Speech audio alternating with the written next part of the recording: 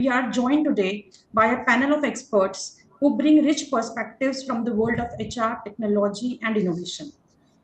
Today, we have with us Session Chair Mr. C. Sumant, Corporate Trainer and Founder, Expression Learning Resource Private Limited. Also, we have with us panelist Mr. Arun Paul, Head of Human Resources for Korean Innovation, Ernakulam, Kerala. Ms. Sahana Rao, Human Resource Specialist, PA Team, Mumbai, Maharashtra, and Suvro Rai Chaudhary, Director HR, Asia Pacific Global Technology Operations, Bangalore, Karnataka. I welcome you all on behalf of ISTD and Shri Vaishnav Vidyapit Vishwavidyalaya, Indore. Before starting the session, let me introduce our panelists to the audience. First, today we have with us Ms. Sahana Rao. She is a dynamic HR professional who has redefined success by seamlessly integrating technology, human resources, and entrepreneurship to drive impact across industries like manufacturing, retail, banking, insurance, IT, etc. With a career spanning over 15 years, serving conglomerates like Reliance, HDFC, TVS Motors, she has played an important role as corporate HR, pioneered talent management and tech-driven talent strategies, and successfully built business from the ground up. As a global HR specialist at PA Team, an AI and automation consulting firm, Sahana is at forefront of leveraging technology to shape the future of work across multiple geographies like Israel, Netherlands, UK, India, Poland, US, etc.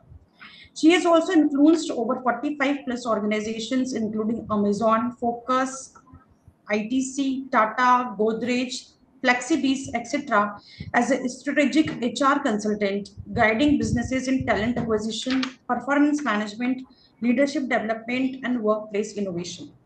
Her ability to align HR processes with business transformation earned her recognition as a thought leader in various platforms like Select Hub USA, Business Manager, HR Tech Magazine.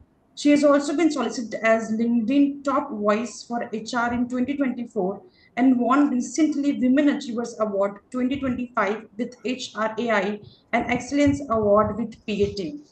We welcome you, Madam, once again. Another panelist is Mr. Arun Paul. Mr. Arun Paul is the head of HR APAC at Orient Innovation, a global digital transformation and product development firm.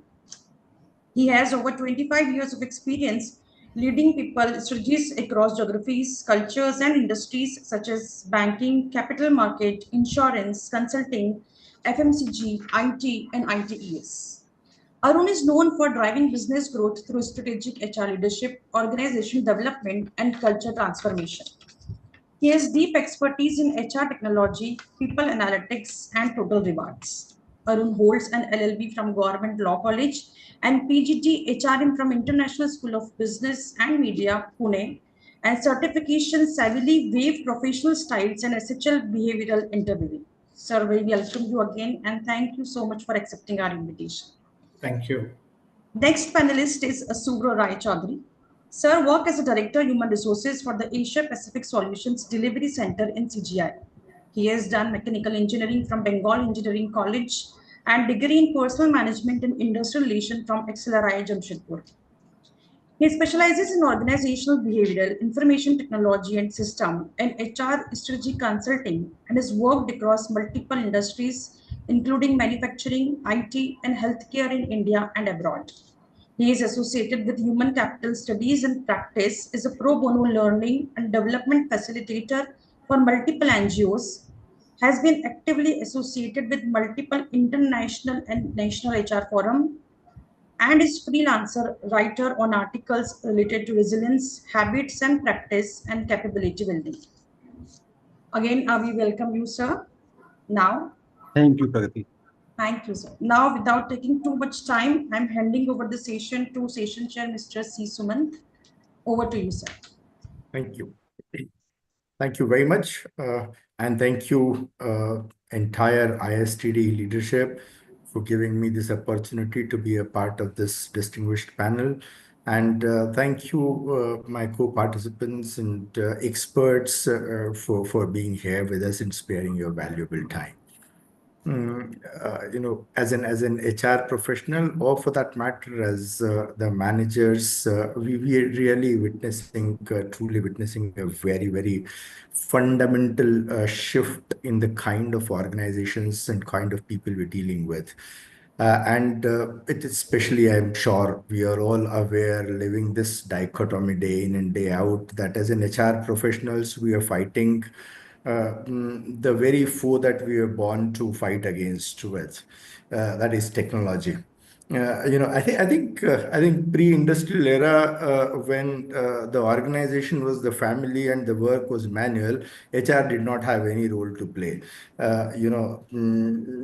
Just the way organizations have changed after industrial revolution with technology coming in, we were essentially brought into this world to fight the aftermath of technology, and an organization which is where we are working with not family, but with strangers.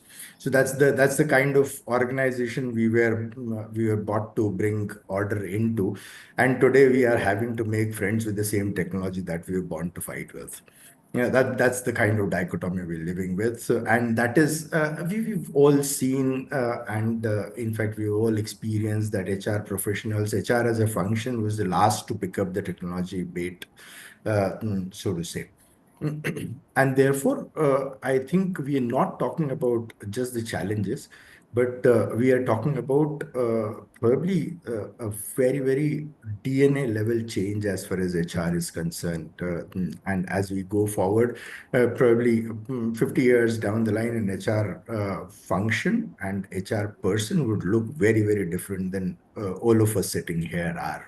Therefore, we need probably the inputs from the kind of minds that you all are, who have not only seen HR as a function, but who have seen dynamic organization evolving in an extremely uncertain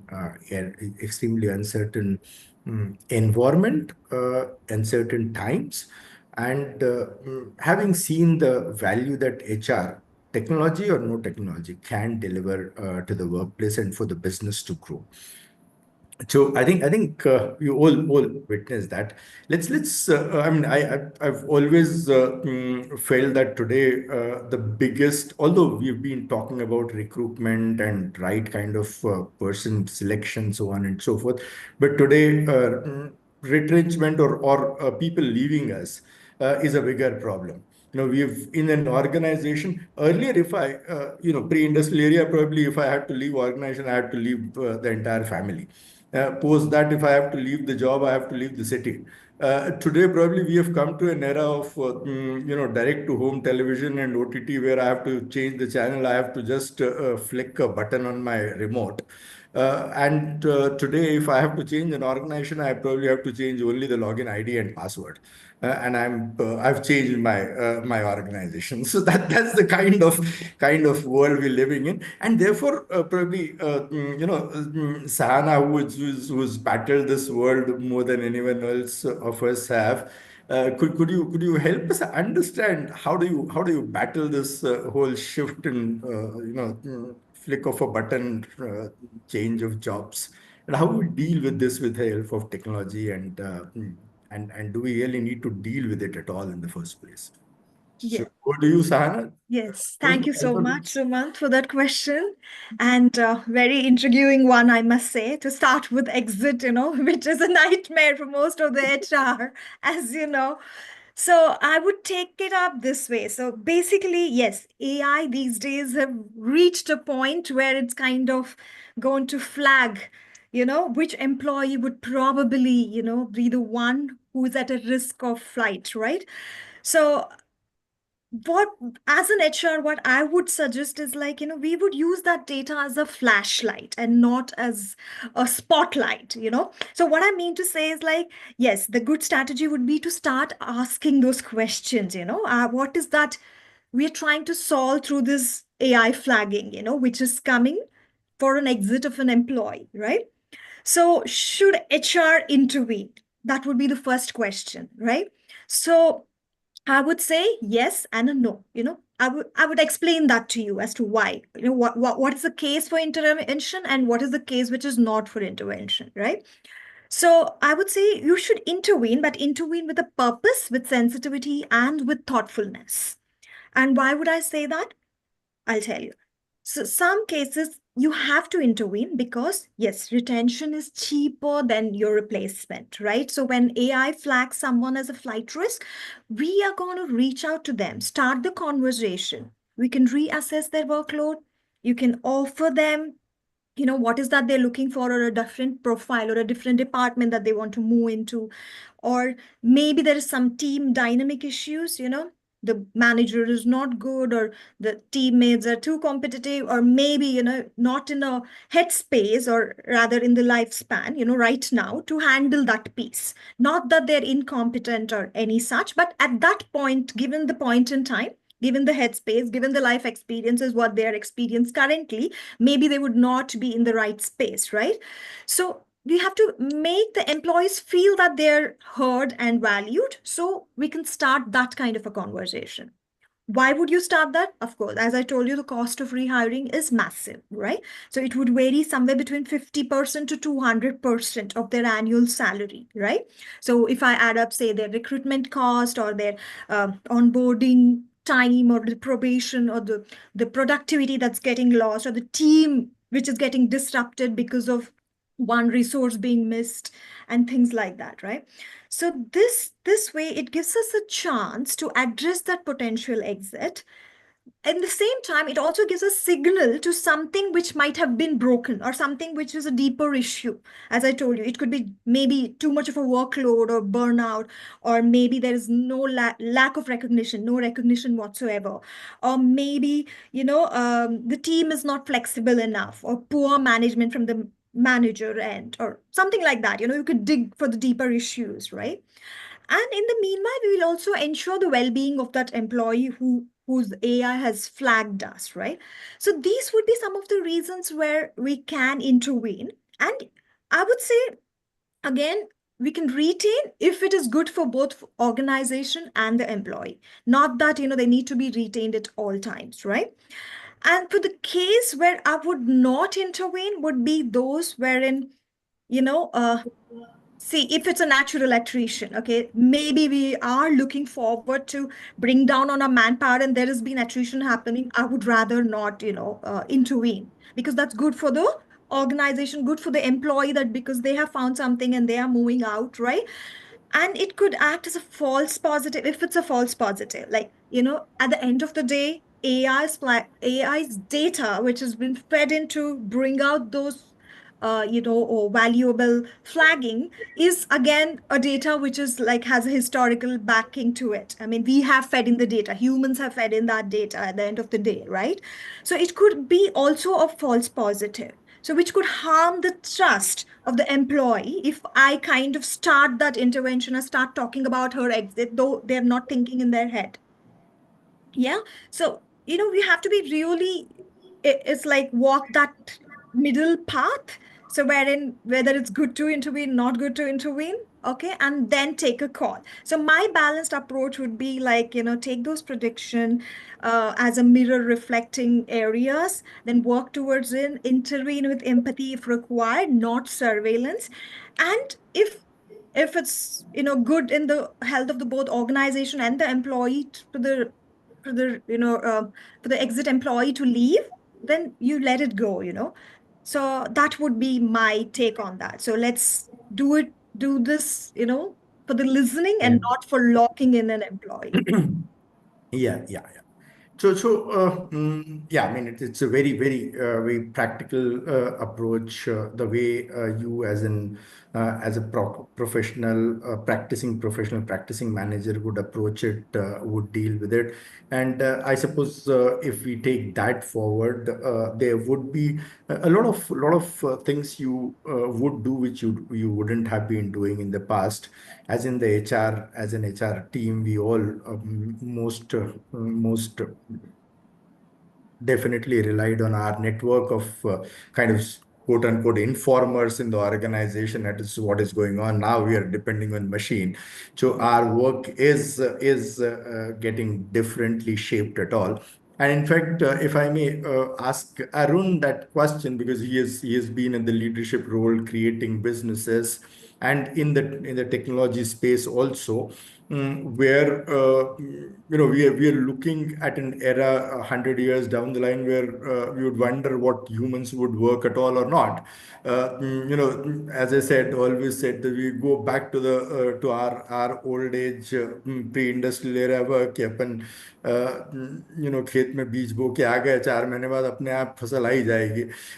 So that's the kind of era we would be entering into, with machines doing everything. We already have entered into 5 days a week work, and we are demanding 4 days a week work. So now, so in that environment where work itself is shrinking, would there be an HR work at all left for us to do? हम सब लोग ही हम अभी तो दूसरों की बेरोजगारी पे चिंता कर रहे हैं, हम खुद ही बेरोजगार हो जाएंगे. So how do we work around with that kind of a situation, and whether as an AI as a technology, or otherwise we could innovatively deploy to handle such a pressure on HR workers themselves or HR professionals themselves. So what do you, Arun? Your views around it? No, thanks, Suman. Good evening, good afternoon, everyone, and wonderful to be part of this panel. Hope I'm audible. Very much. All right. So I think everybody is asking this question. Every professional is asking this question: how will AI impact my job, my profession, all of that? And I'm personally trying to survive for the next 5 years. You spoke about 100 as a number. I heard. I don't know. I'm not like, I can't predict that much future. If I can obviously predict something like next 12 to 18 months, I consider myself Lucky enough, right. yeah, lucky enough. Just trying to answer that question, Sumant. I just go back to 20 years when I gave my first interview. Very nervous. I by hearted all the answers, and I was like prepared to face the music from the HR manager as I walked in as a nervous MBA graduate. And then obviously the nervousness of me was palpable, and the manager was kind enough to ask, oh, what sports do you play? That was in my comfort zone. So I could actually, then everything what I kind of prepared, I forgot, and I was my own, and then I kind of answered it to my strength, and I got the job too. So that's what we should understand. While AI can give a lot of insights, like my learned colleague Sahana mentioned, right? It need not really take decisions. Decisions can be still taken by human beings. There is a lot of data points that can be orchestrated, uh, kept in order, and insights can be brought in. However, the decision making still will be left with us as practitioners or as professionals, whether it is HR, non-HR, whatever it is. So that's one important theme or arc in this whole AI story that we should understand. So it's basically the professional will coexist with uh, enhanced technology, which we today call as AI. Tomorrow it could be something else, and it will, from an HR perspective, it's not there to replace HR professional or anything. It will just enhance it. The human touch will always be there. Yeah, so that's the reshaping. But having said that, AI will touch every aspect of an HR job, whether it is recruiting, selection, employee well-being, talent engagement, career growth. All of that will be influenced by AI in the times to come. What do HR professionals have to do differently at this point? And that's something that we've been talking. I recently published a white paper around it. And I think three or four things that come to my mind is one, be literate, be AI literate, do courses, understand how do you, at the base level, to use AI to your advantage as a user, not at a transformationist, but as a user. Please understand how to use AI to your advantage. So be absolutely a digital literate. Second, like the example I said, if we have to make decisions, we need to understand how data is structured, how algorithms are made, how we can take insights into action backed, and those decisions which will give us return on investment. So human centered, empathetic approach towards decision making is something that we need to practice. Then the third aspect that we would want kind of be an expert is not an AI world skill. It is much more older than this. Is problem solving and strategic thinking, ability to think strategically and solve problems. The AI wave is creating the need for a new skill, which is a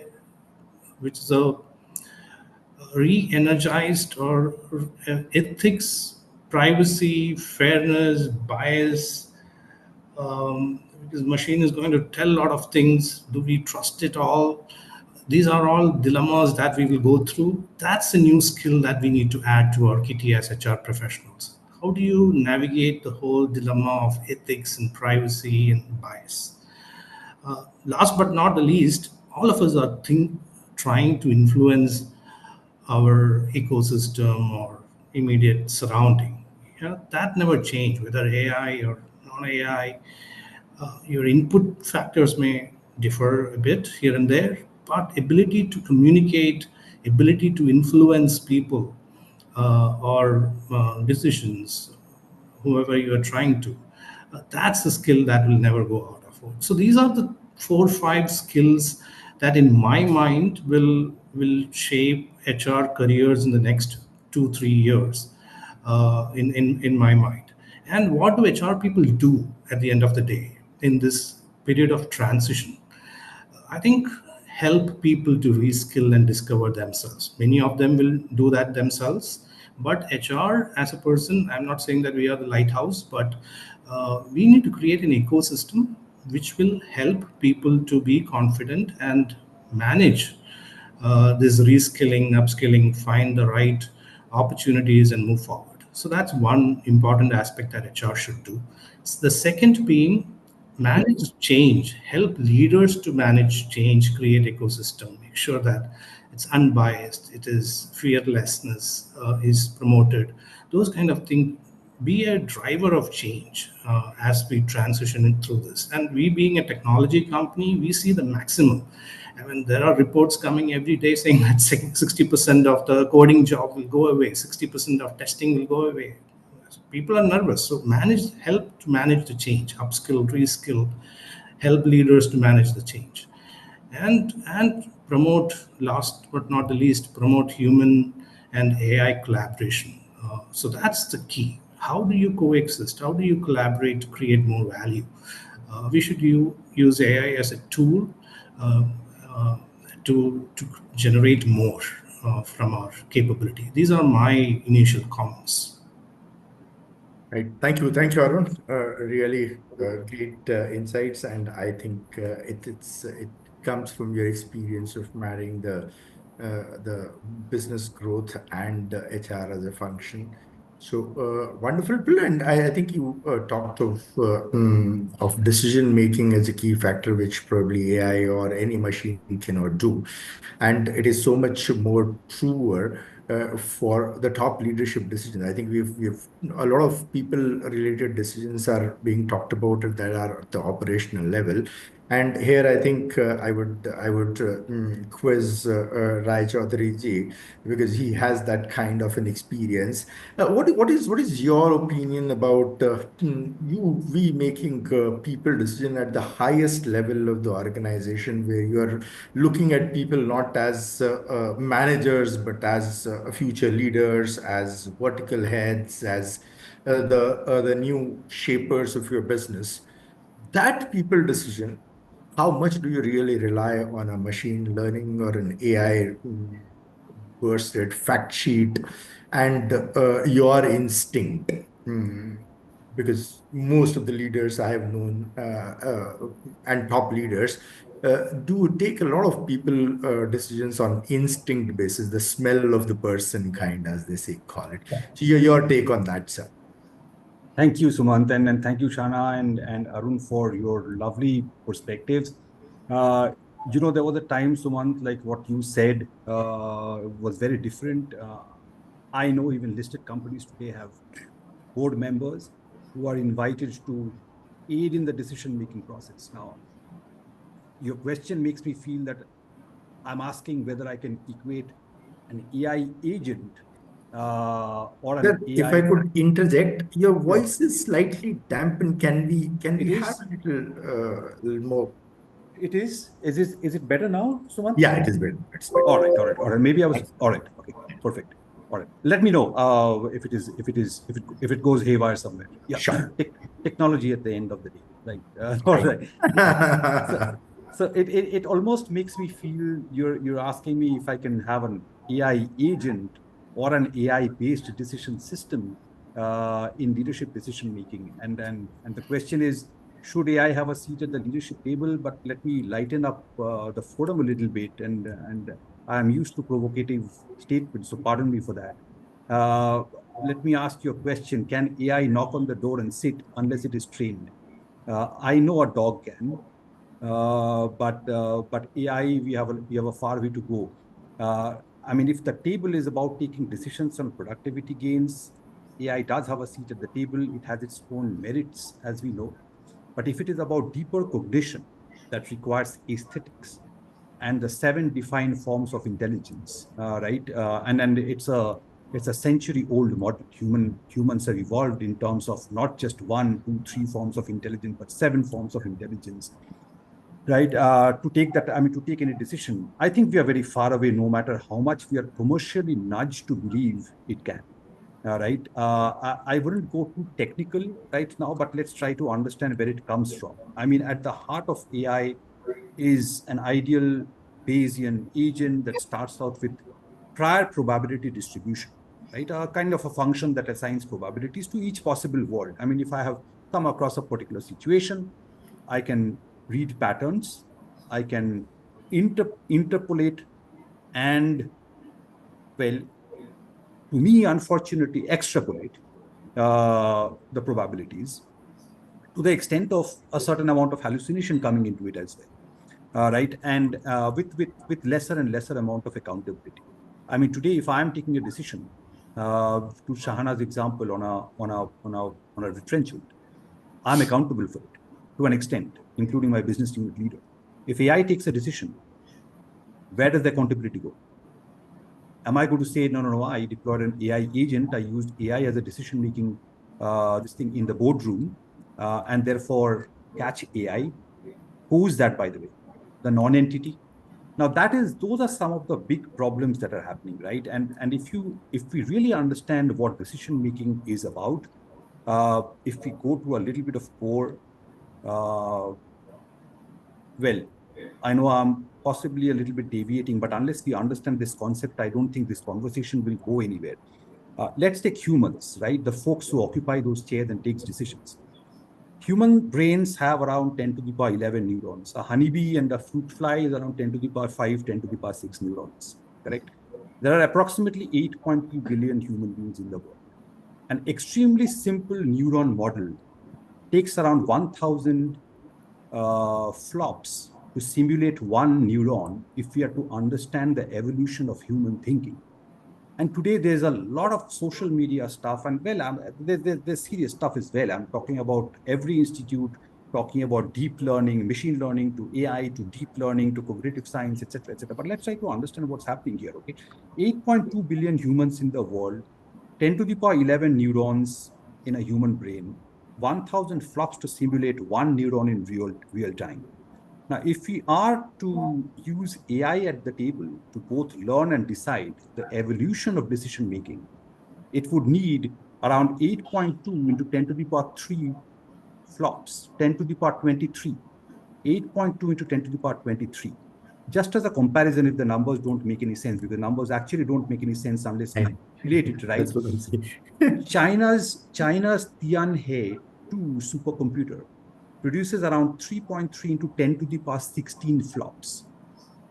10 to the power 16, and we are talking about a flop decision making in terms of 10 to the power 23, which is a few orders higher.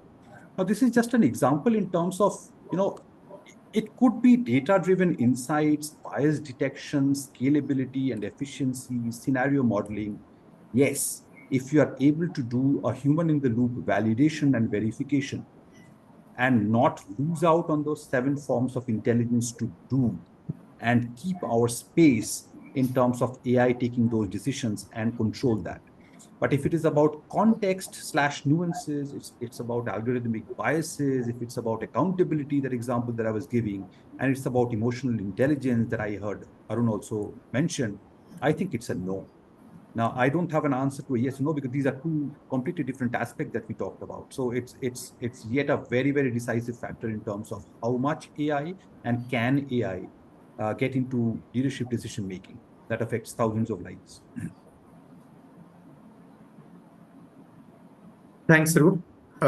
Looks like a very, very high level of mathematics. Half of us HR guys, it will go on the top of our head, but still we'll take time to grapple with the kind of mathematics you've given us. But it does give us a sense of what you've been pointing at, and what we all HR professionals love to hear, that AI can't match us. That is an assurance that we get, and thank you very much for giving that assurance in a more logical way than I would have ever imagined it is possible to do it. But yes, that larger message, that larger understanding needs to percolate down the organization also at a more operational and more data-driven organizational strategic leadership.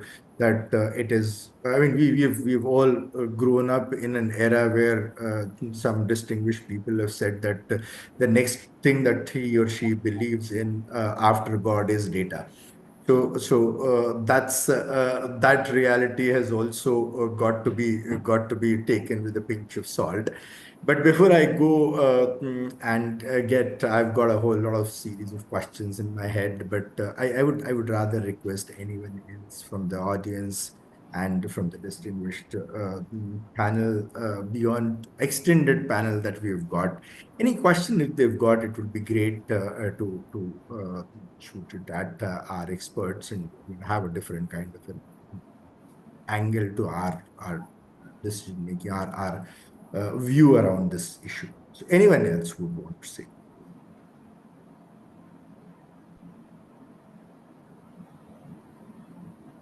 Yes, Arun has written some message, wonderful message for Suru. But anyone from the audience part, if they would want to, kind of write down something, or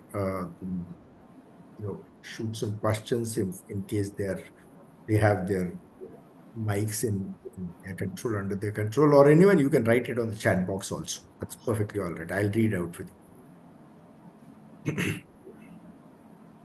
Yes. It is quite a provoking discussion here.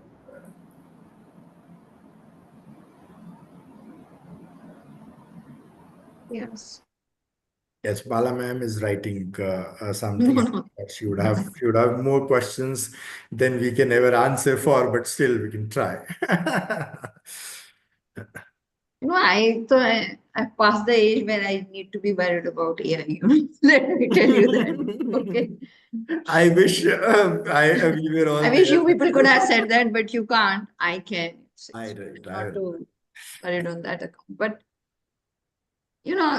for every time when I hear this AI discussion, I always wonder, what cannot be put on data, what is not available on internet, okay, right? How would that knowledge come into the AI? Like very recently, I just asked a question and I asked, what is a lift ratio, okay, to AI? So they gave me three lift ratios, not realizing that retail also has a lift ratio, which is called slightly differently. And it said it had no, it has doesn't have sufficient information because somebody has yet not posted what it is in detail and told them. Okay. While it is there in many of the articles and books that you look at, which may not have been cannot be accessed through internet. So what's not on internet, AI will never catch. And though I don't know how much of it is in internet. Okay. So tell me, how do we go about that?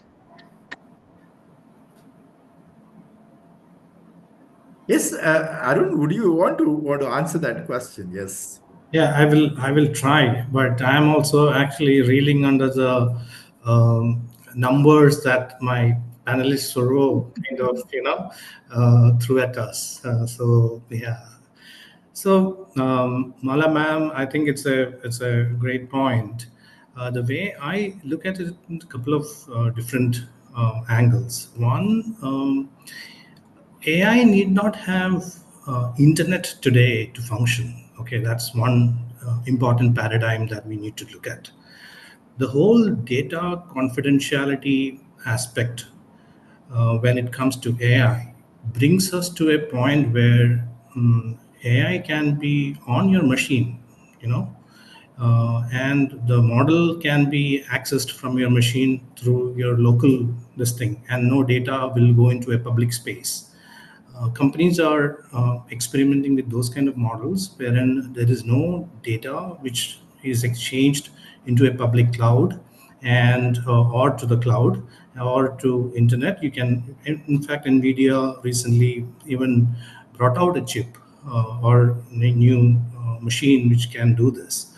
So I'm talking from a pure how does technology people from a work standpoint, and my this thinking is not beyond that at this point. uh, but so the way I look at it, AI is not to compete with it, absolutely no. I think it's a massively important tool which will reshape our life, professional, personal, if we ideally collaborate with it. Yeah. So how to use it will have many deform and many issues, limitations. All of that will be there, but the way it has simplified, enabled us, enhanced us, is countless. I mean, people. I remember simple searching for a candidate through a portal used to take so much time. Today, you get ranked candidates who are the best five and the next five, all of that. I mean, your entire recruiting selection is cut down by at least 50-60% of the time is cut down using AI. So that's one important point. The second aspect is, of course, like Surgo was mentioning, many things are not in, and that was what Mala ma'am also was alluding to. Many things are not in, and eventually it will catch up. I think we are maybe 6 to 10 years in the AI revolution journey, and another decade or two, it'll catch up, and it will be a very different animal at that point of time. So I'm not really bothered about what is not in. I would rather look at what is in and how do I leverage. Wonderful. Thanks a lot, Tarun. So essentially, what probably, if I could understand it well, you're trying to tell us that the technologies are around which would be which will help us or which will give us our own Gemini and Chat GPTs, personalized Geminis and Chat Absolutely. GPTs for an organization. Yeah. So when we are today talking about AI and Chat GPT, we are talking about universal AI and Chat GPT. Now we are talking about personalized Gemini working for me. So Correct. this whole issue of personalization is great, and that gives me an question that may go to Sahana first, because she was talking about whether to intervene and intervene at a personal level or not. So, how do you really personalize that engagement with the employee in this era of all generalization, or at the mass level we're doing everything at the mass, and now all of a sudden we are all talking about getting to the micro level and doing it at micro and personalized level.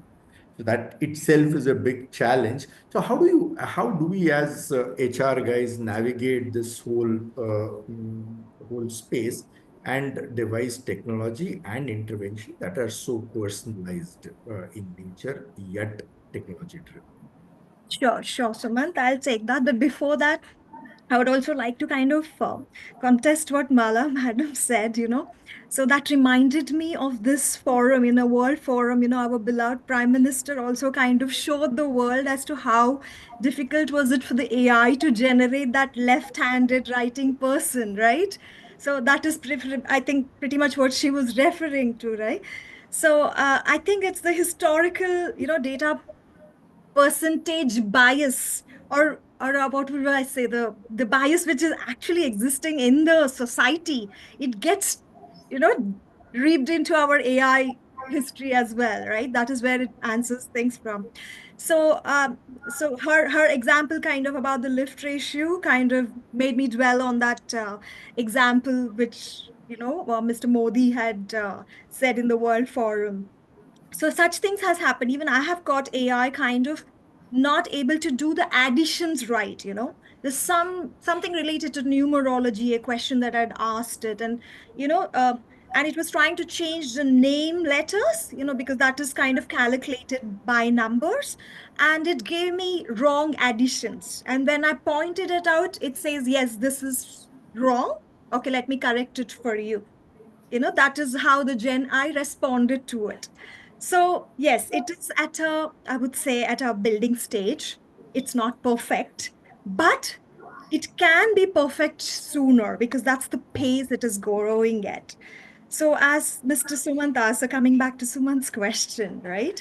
So how are we going to ensure employee experience, right? I mean, it can be enhanced at many level, okay, and it can be transformational too for the employee, in terms of the workplace experience that we can provide to them with AI, okay. And as Mr. Arun also put, we are also using something in house as we call it Tani Bot in P18. So we use such profiles so our data is secured, within our security system and not outside, right? So we also kind of want to tell you like how we're going to kind of give this kind of an experience to transforming recruitment and talent acquisition, or maybe personalizing their employee experience, or maybe revolutionizing their skill gaps in the learning and development, right? Other than automating, of course, the administrative task that which is going to happen. So, personally, I would like to give you an example, which I have dealt with in my company. So every year we have this performance management before which we do this feedbacks that we take from the managers, right? We collect feedbacks from all the employees about their managers, right? So we have that survey data. So it is like qualitative in nature. So we convert it into kind of quantitative one, and then we're going to come up with a report for them, right? And then we're going to analyze their performance for the team or as a manager or as a leader and such, okay? So pretty theoretical. I mean, go by any statistics, or we used to put that in Excel and collect all the data, send across the survey, give that time for that to be filled. So it just takes somewhere around a month or two to cover all the managers, their respective employees, giving the feedback, and how long they have been in the team, and a lot of variations. Just last year we kind of made it AI powered, right? So when we did that, you would not believe we get these report within 2 seconds. Within 2 seconds. I mean, you fill in the data. I mean, you just set in those particular survey forms for that particular manager, and we get that data to the report level, and with that efficiency, or with that excellence, or without any error, okay, the calculation error, which is like in-house built, and we get that within 2 seconds. So that's the kind of experience that we're moving towards, right? So let's say it's giving us speed and objectivity, which again is freeing HR from this unnecessary time consuming calculative tasks, or any such administrative task or such.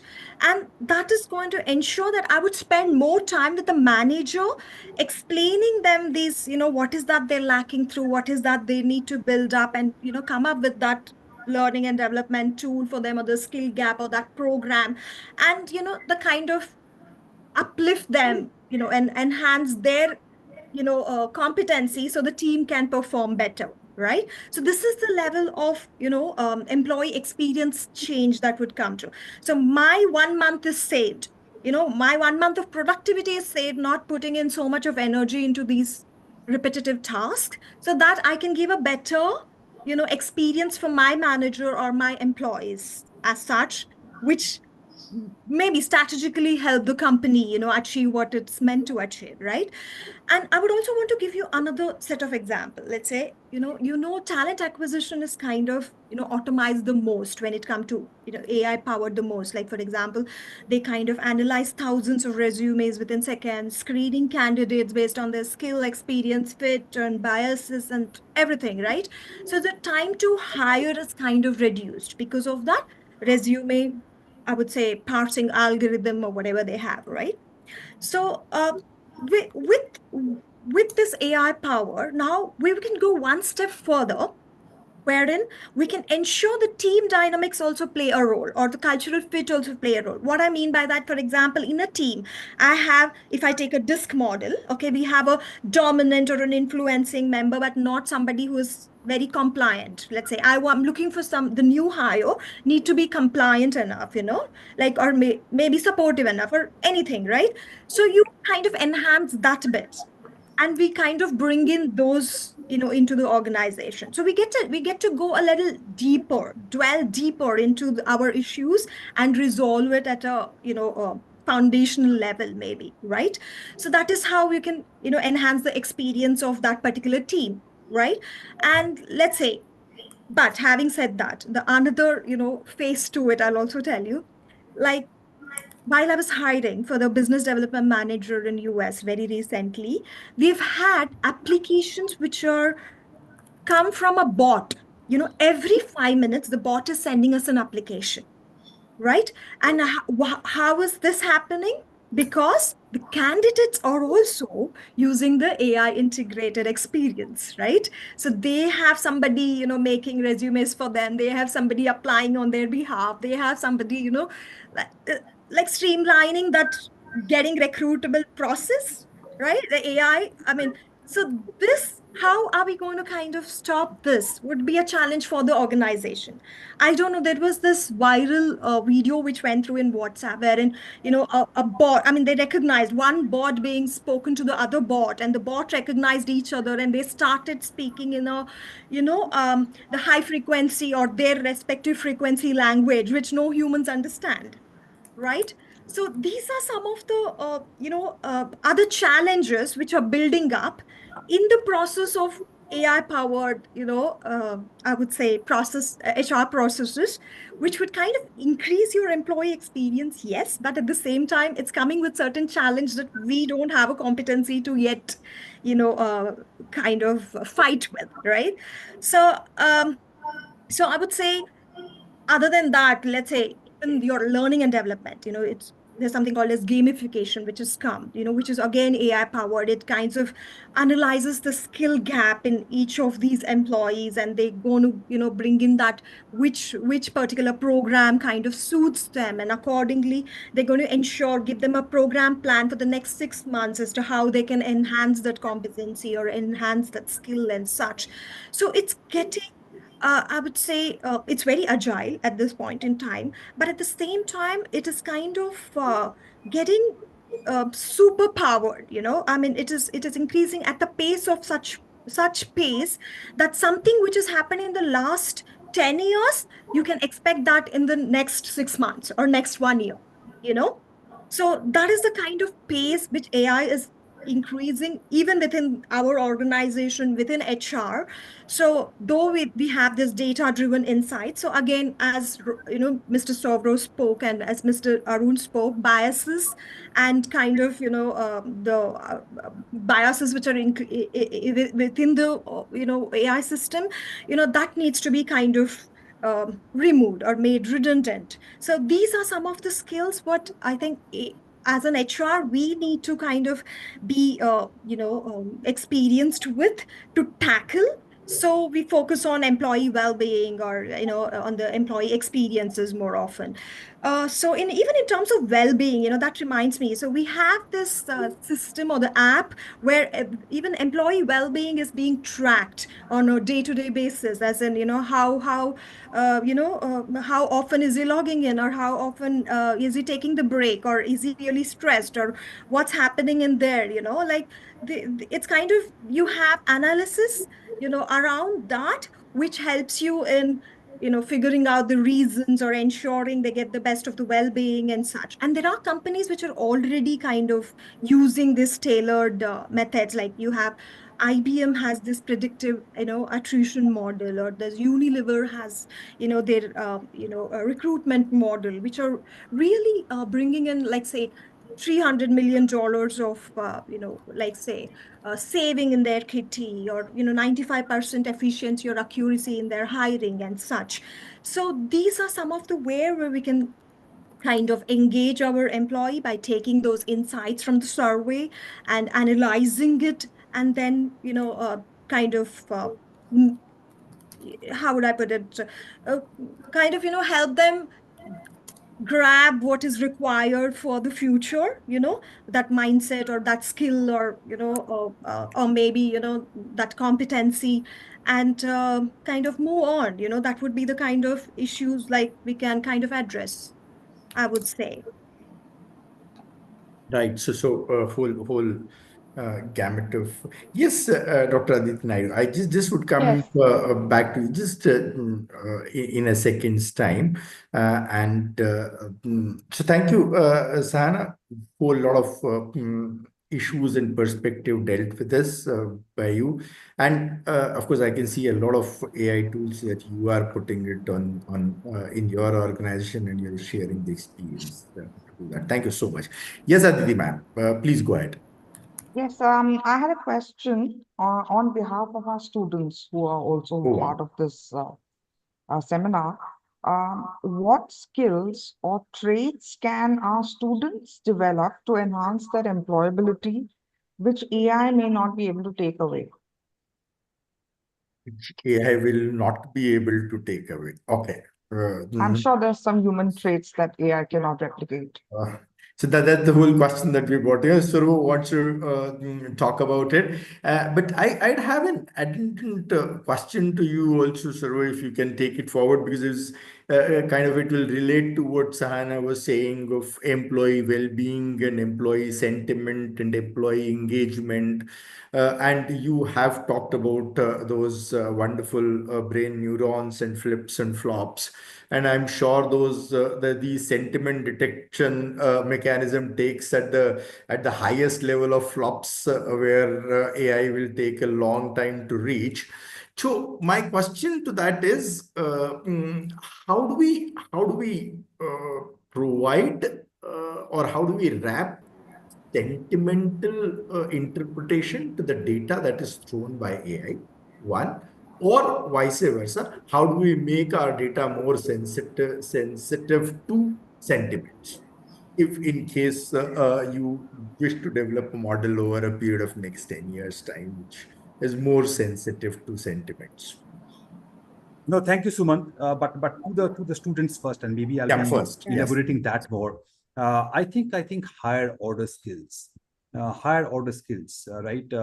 Skills that help us understand signals from noise, right? And this is a big problem. I think human beings surpass AI systems in doing that, right? The AI model has to be trained over and over. For example, 1 million images to understand a chimpanzee from a gorilla, These models are becoming better. Right? Human beings, millions of years ago, would know when there's a noise in the forest.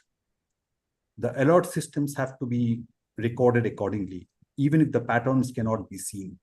Now, that is where those 7 forms of intelligence comes in. And I think any job or any skill and capability development that requires repeated grinding of the repeated grinding, development, practice, and habitual implementation of the 7 forms of intelligence are the ones where AI cannot or unlikely to come in.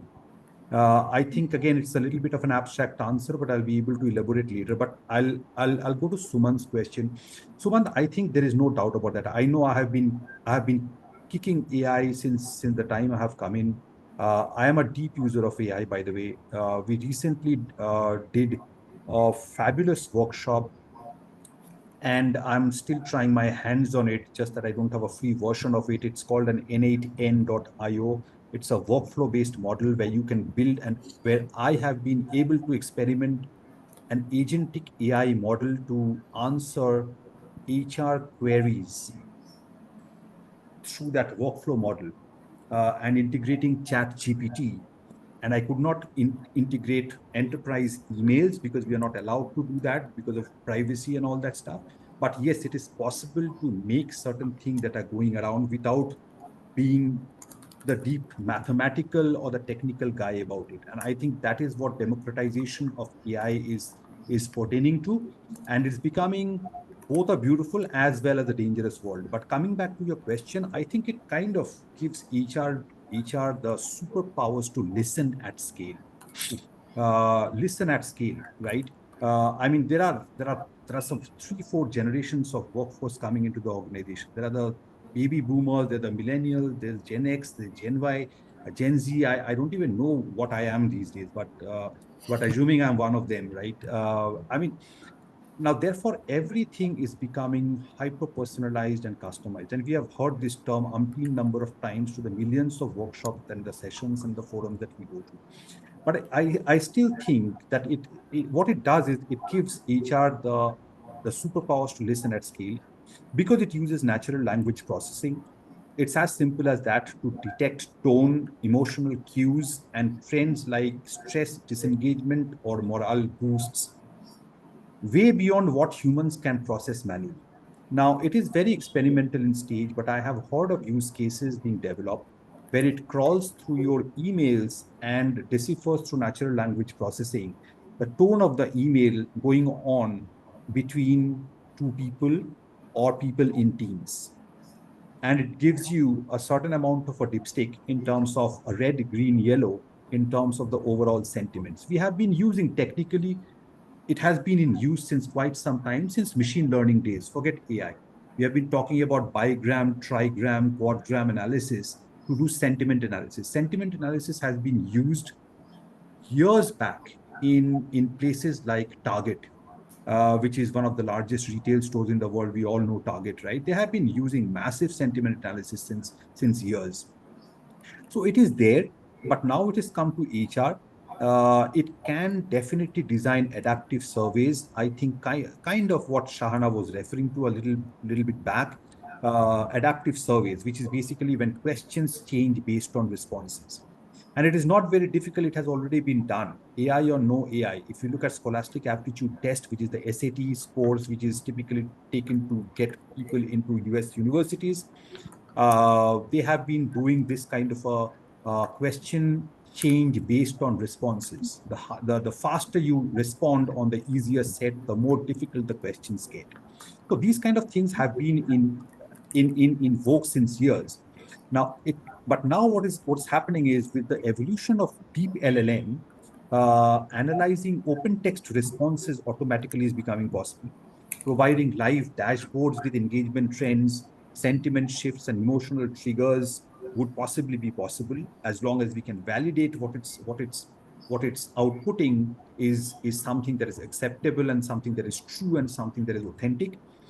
AI excels at spotting subtle long-term patterns. There's no doubt about that. right? Once you can train the model properly, AI is all about large data. So obviously, it can spot certain subtle long-term patterns which are otherwise impossible for a human HR agent to find out. It can track engagement trends over months/years, link engagement dips to factors like management changes, workload increases, even weather and global events. You never know. So, because my stock is down today, my employees are coming into the office angry because my because the wealth has fallen. Right now, how do I mean, it's not a joke that there can be factors like stock markets to an employee's reaction in office, and stuff like that. Now, how do we bring in this really large data? And what is beautiful about HR is, and my marketeers and finance folks would hate to disagree with me, and I often have these little banters with them. I think HR is the biggest big data, because it has both structured and unstructured elements in it. Structured, you can still read. Unstructured is where the problem is. And most of the HR data is about unstructured data, which really makes it really, in the absence of a better term, hairy, fat, and undisciplined. And that is where AI comes to use, and all the more coming to use because of the unstructured part of a data, which I would say possibly is a 70-30 or a 80-20 vis-a-vis the structured data that we have. So there's a lot of stuff that is happening. Predictive engagement and retention models are being developed. Personalized engagement strategies are being developed. So AI can do a lot in terms of employee experiences and hyper personalized experiences and customized ones, which all these generations and our people are looking at.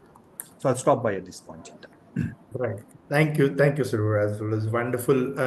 So I think this we are nearing the end of the time allocated to us, and it would be great if all of us can leave this forum with this thought of giving a message to the next generation of our leaders, of our students, who are the largest audience at this forum, and otherwise also I think our extended panel is also who are the leaders who lead these future leaders. They are all professors and trainers. So if we could leave this message for them to pass on to their next generation of leadership, it will be great. I think what Aditi's students ask is, what is the new kind of skills that we as students need to adopt to be able to successful in this world. And before I let all of you, kind of give your last words around it, I think my little take on that has always been that life is, evolution is, we're all circling back to the same place we started with. Or started from. So, some of the very fundamental skills that 50, 60 years back were taught to us as a child in gurukuls and schools, of emotional intelligence, working together, analysis, comprehension, and deep, focus and all that, which were taught to us 150 years back in the schools, and unfortunately, evolution has taken away from us, and we have been more totas of the world. I think AI will push us and our students back to those basic skills that AI can't. So in that sense, we are getting back to our roots. So I have always been telling my students कि और कुछ मत करो, ये basic skills कर लें. The rest of the things will always, everything will change, but the nucleus won't change.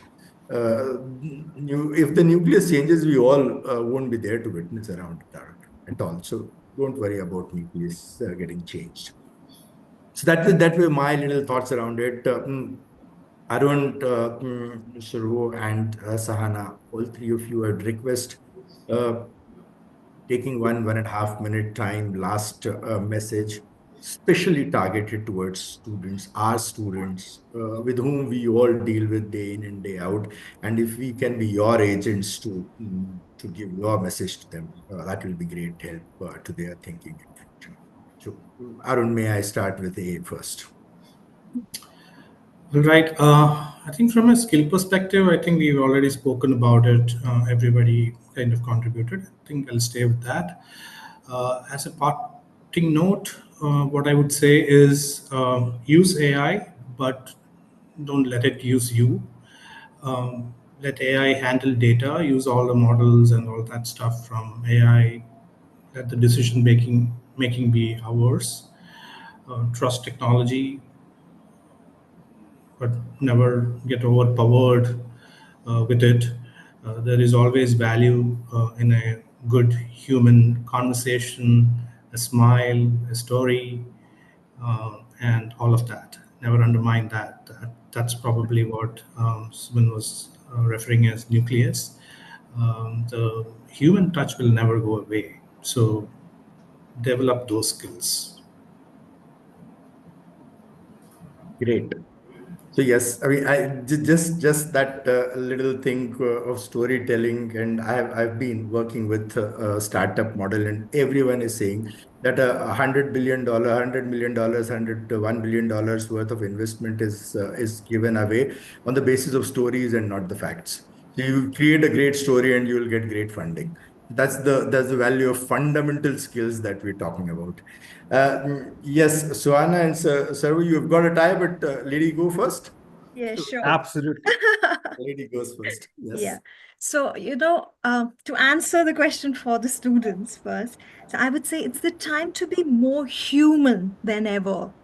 Now that the artificial intelligence has come over, not that our intelligence is, natural, but still, I would say, to be human. I mean, the emotional intelligence that Suraj spoke about, or, Suman spoke about, Arun spoke about, they are the ones which actually adds value to be in HR or anywhere in the workforce or a leader, anywhere you want to be, whichever profile, or as a startup owner or entrepreneur or anything, that's what matters the most.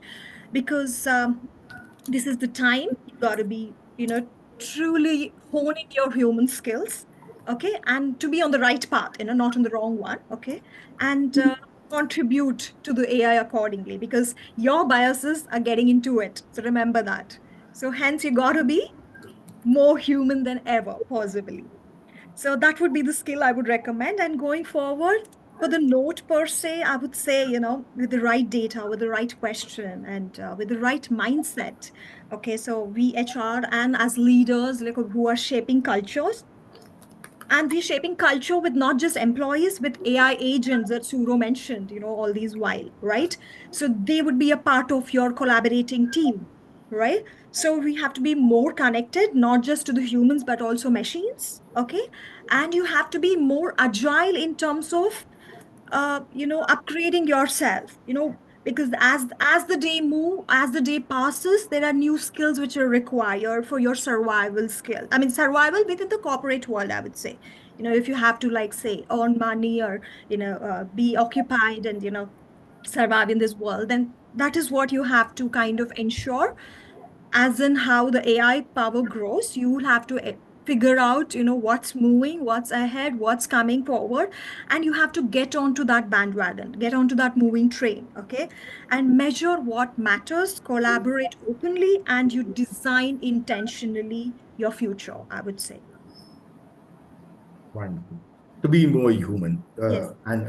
that's what we used to teach in our schools. But now we are teaching our kids to be more competitive. There's a lot to straighten up at the school level also. So we will take that your message at the school that at some point of time. Thank you very much, Sohana, for Thank you. sharing that wonderful insight.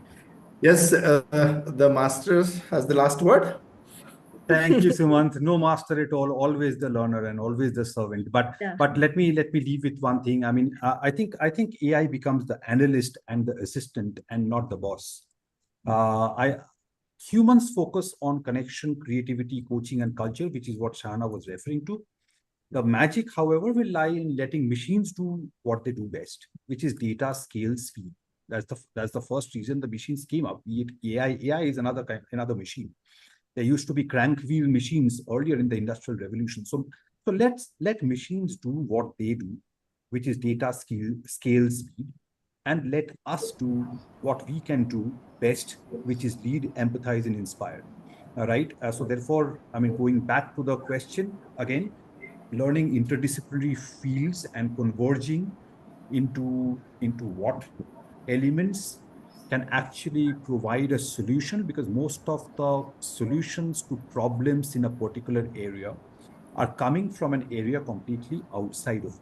So therefore, that interdisciplinary nature, and AI cannot find it out because AI cannot crawl through systems unless prompted.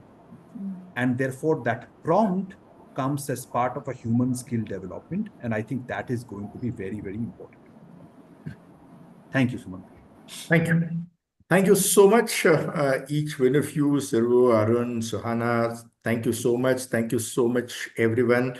And thank you so much, Mala ma'am, to give me this opportunity to be able to interact with them. Over to you for the last words, and then maybe Aditi or Pragati can take it forward the way they wished. Over to you, ma'am.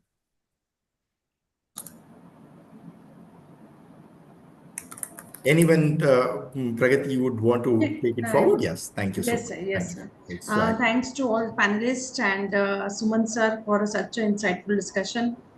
Thanks to all students for their patient listening, and thank you everyone. Thanks a lot. Thank you so much for the Thank you. opportunity. Thank you, Subro sir, Enjoyed our Sana Saturday ma'am. afternoon. Thank you. Thank you, everybody. Thank you. Thank you. Thank you so much. Thank you, Arun, Sohana, Saru. Thank you. Thanks a lot for your Thank time, you. and maybe meet sometimes in the physical space. Thank you. Definitely. Yeah, Thank you. video cross Wonderful path, touching base. hopefully. Yeah. Thank you. Bye. Thank Thank you, you. everybody. Okay. It was fun having y'all. Okay. Thank you. Bye-bye. Thank you. Thank you. Thank It's a you. privilege. Thank you. Privilege. Students still logged in. We have a valedictory session from 3:30. We can start. Amit sir, over to you. May I leave, ma'am? Yes, sir. Yes, sir. You can. Thank you. Thanks a lot. Thank you. Thank you. Thank you, Suman sir. Thank you, Suman sir. Thank you.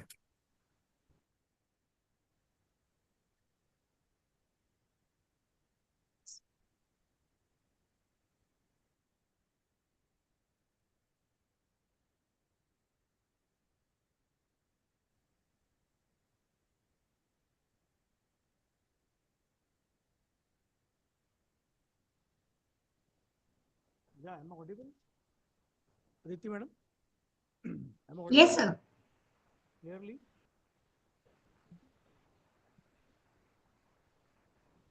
So can we start? Can we commence the electric session? Yes, sir. Okay, okay.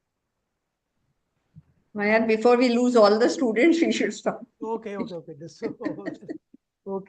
So let me commence now. So distinguished guests. Everybody else, please switch on the camera. Okay, we don't want to see a black wall.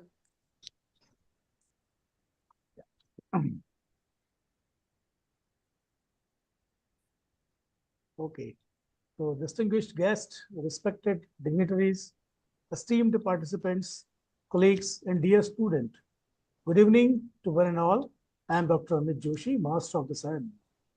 As we draw the curtains on this remarkable event, it gives me immense pleasure to welcome you all to the valedictory session of one-day virtual convention on role of human resource function in the world of artificial intelligence, successfully organized by Indian Society of Training and Development, Indore chapter, in association with Sri Vaishnav Vidyapit Vishwavidyalaya, Indore. Today's marks the culmination of days of learning, sharing, and meaningful interaction. And it's time to reflect on the journey we have shared together. So I request Honorary Secretary ISTD and Indore chapter, Dr. Aditi Veda, to share the report. Over to you, madam. Thank you, Amit sir. I hope the screen is visible. Yeah, it is clearly visible. Then go ahead. So report on one-day virtual convention on the theme role of human resource function in the world of artificial intelligence on 19th April 2025. The inaugural ceremony, starting with the inaugural ceremony. So the convention on role of human resource function in the world of artificial intelligence was inaugurated virtually by Dr. T.V. Rao, former professor, IIM Ahmedabad, and chairman, TV Rao Learning Systems Private Limited, on April 19, 2025 at 11:30 a.m. at the lightning of Holy Lamb. Dr. Mala Srivastava briefed about the convention and highlighted the reason for choosing the theme. With AI still revolutionizing organizations and businesses, it is important to focus on the relevance of human resource practitioners. In this age of disruption, HR plays the role of bridge between business transformations and its human capital towards the future organization when it is full stream with its AI tendencies. Dr. Upinder Dhar, former National President, ISTD, and Honorable Vice Chancellor, Sri Vaishnav Vidyapeeth Vishwavidyalaya, Indore, gave the welcome address and highlighted that human intervention must remain an integral part of HR. Even as we embrace AI, this balanced approach is essential to prevent potential errors caused by the AI systems. Dr. T.V. Rao stated that HR is a philosophy, it is a strategy partner, and also a change agent. It should not be limited by research. The new role of HR in case of AI is a new opportunity, but if not used wisely, could result in job loss. Then role of HR is to focus on the basic and fundamental research to understand human beings. Word of Thanks was proposed by Dr. D.T. Manwani, National Council member, ISTD Indore chapter. The Master of Ceremony was Dr. Shweta Keswan. Followed by the inaugural ceremony was a plenary session. The first session was chaired by Dr. Santosh Dhar, National Council member and former chairperson, ISTD Indore chapter, and Rector and Dean, Faculty of Doctoral Studies and Research, Sri Vaishnav Vidyapeeth Vishwavidyalaya, Indore. We had two speakers in the plenary session. First was Prabhas Abhay Kumara, Director of Managed Services Operations and Site Leader, TRG Screen, Bangalore, Karnataka. And second was Surbhi Devan, Vice President, Human Resource, Ashiana Housing Limited, New Delhi. Prabhas Abhay Kumar spoke about how companies can take advantages of AI. Today, all the sectors are employing Gen X, Gen Z, and Gen Alpha. So each of them have different personalities, different skill set, different ways of working. So HR cannot adopt one policy or process. Surbhi Devan spoke about embracing AI for future. She emphasized we have to use AI, but understand the context before using. She said AI won't replace HR, but HR professionals who use AI will replace those who don't.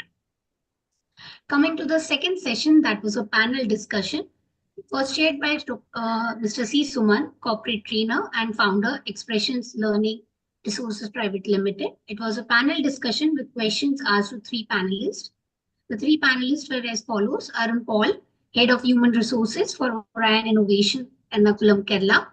Second was Sahana Rao, Human Resource Specialist, PAT Mumbai, Maharashtra. And third panelist was Suvro Rai Chaudhary, Director HR, Asia Pacific Global Technology Operations, Bangalore, Karnataka.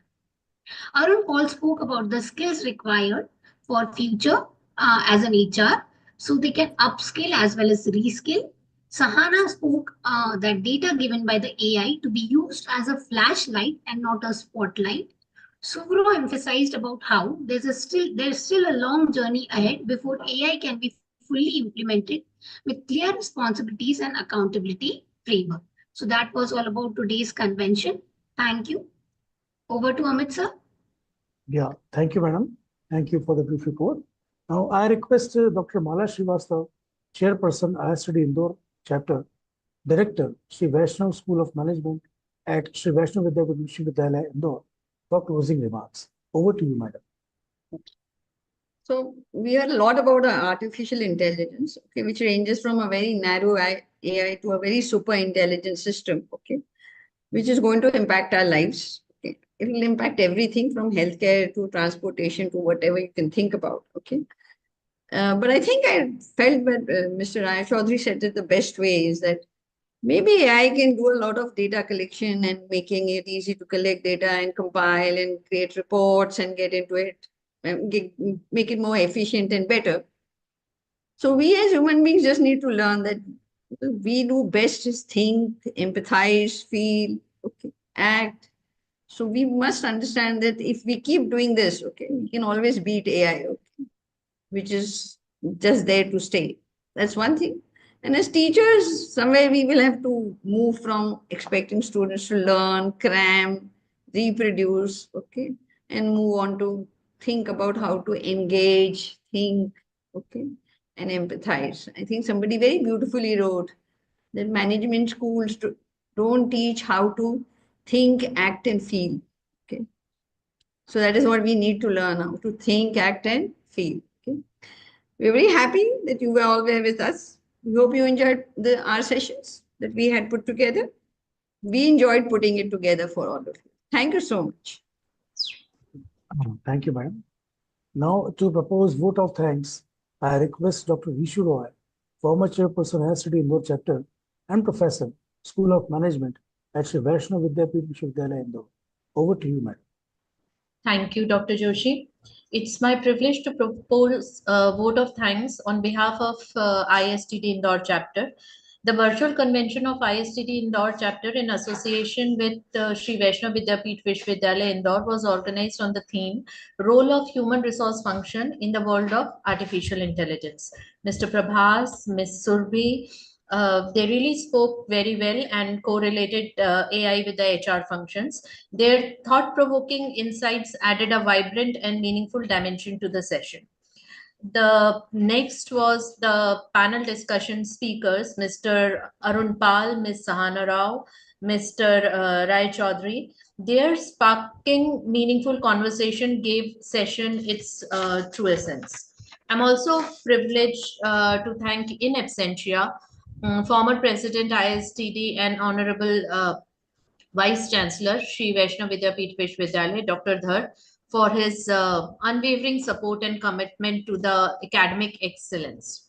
I would also like to express my gratitude to the session chair, Dr. Madam Dhar, Mr. C. Sumant, for skillfully steering the conversation, highlighting the key objectives and encouraging meaningful participation that added immense value to the discussion.